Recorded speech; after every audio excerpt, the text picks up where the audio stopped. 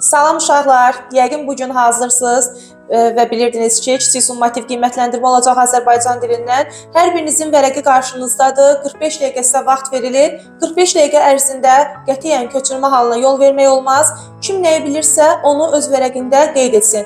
45 dəqiqədən sonra isə tapşırıqları sizdən götürəcəm. Vaxtınız getdi uşaqlar. Yazılmışdı.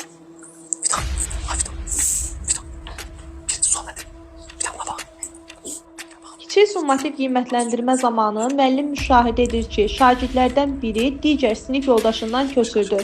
Bu vəziyyətdə müəllimin hansı addımı daha məqsədə uyğundur?